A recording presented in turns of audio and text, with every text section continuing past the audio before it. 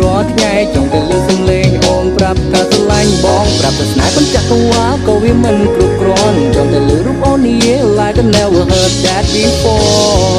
ចង់តែលឺរាល់ថ្ងៃចង់តែលឺសំឡេងអូនប្រាប់ថាស្រឡាញ់បានទេទោះបីជាបទភ្លេងគឺជីវិតនៃបងតែរូបគ្មានអូនជីវិតហាក់ដូចមានតែភាពសៅហ្ម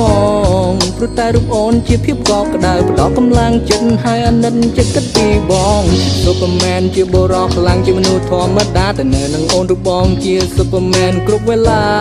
មិនថាអ្នកណាឬមេធំប៉ុណ្ណាឲ្យតែញ៉ាជីវ៉ាតិចទៅបងមិនបានប្រាប់ណាបងមិនមែនជាមនុស្សសង្ហាហើយអស្ចារ្យឡើយណាសង្ឃឹមថាអូនស្រឡាញ់រូបបងជាថ្នាក់ថ្នមបងផងណាត្រឹមមកបងដោយភាពកក់ក្ដៅមិនថាពេលគេឬពេលណាគឺត្រូវការអូនយូរ My number one lady នឹងមិនមានអ្នកណាជំនួសអូនបានមិនថាយូរប៉ុណ្ណានឹងស្រឡាញ់